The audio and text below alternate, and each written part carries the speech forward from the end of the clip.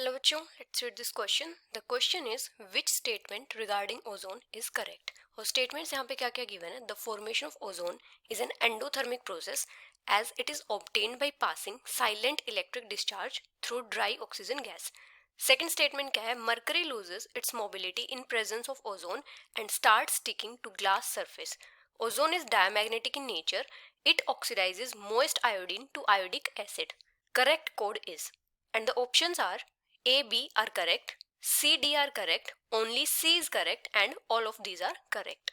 तो यहाँ पे हमारा की कॉन्सेप्ट क्या हो जाएगा? अगर हम बात करें ओजोन की प्रिपरेशन की और उसकी प्रॉपर्टीज की, preparation and properties of ozone. तो ओजोन की प्रिपरेशन कैसे होती है? ओजोन की प्रिपरेशन होती है bye passing silent electric discharge through pure, cold and dry oxygen in a specially designed apparatus, जिसको क्या बोलते हैं? ओजोनाइजर बोलते हैं। Prepared by passing silent electric discharge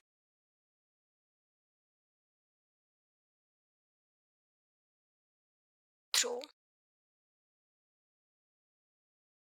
pure, cold and dry oxygen. और जो एपरेटस होता है उसको क्या बोलते हैं? ओजोनाइजर।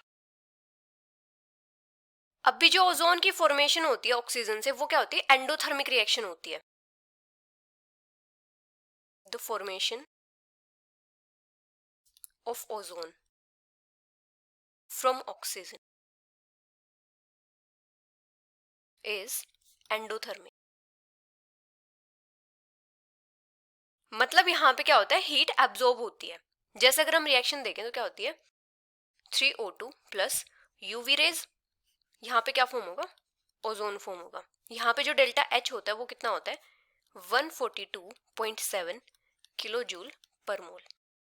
अभी जो ओजोन की फॉर्मेशन होती है वो एंडोथर्मिक प्रोसेस होती है, इसलिए यहाँ पे नेसेसरी होता है कि हम साइलेंट इलेक्ट्रिक डिस्चार्ज यूज करें। साइलेंट इलेक्ट्रिक डिस्चार्ज क्या होता है? एक स्पार्कलेस इलेक्ट्रिक डिस्चार्ज होता है और इसका पर्पस क्या होता है यूज करने का? To produce less heat. अभी अगर हम बात करें ओजोन की प्रॉपर्टीज की, तो जब मरकरी ओजोन के कांटेक्ट में आता है तो ये क्या करता है? अपना मेनिस्कस लूज कर देता है और स्टिक करता है ग्लास से due to formation of mercurous oxide.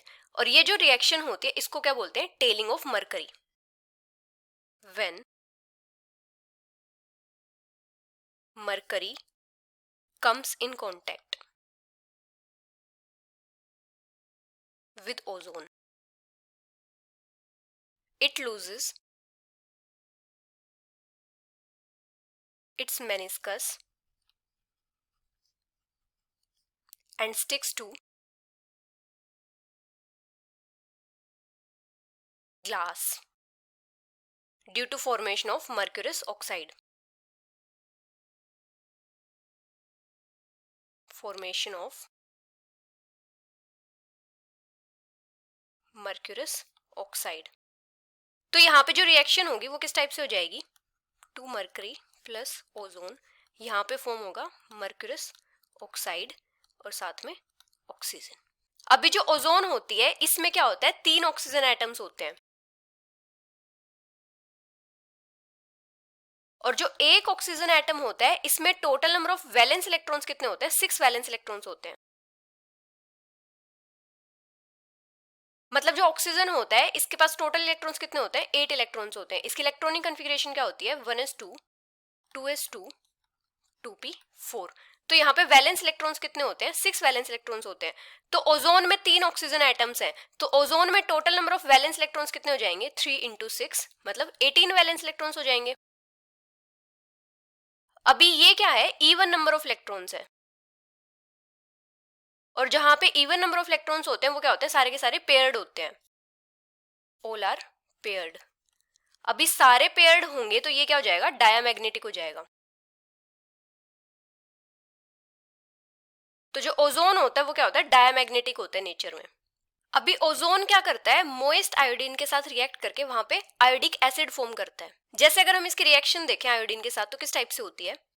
5O3 plus iodine plus H2, क्योंकि ये क्या होगी, मॉइस्ट होगी, तो यहाँ पे क्या फॉर्म हो जाएगा, HiO3 प्लस 5O।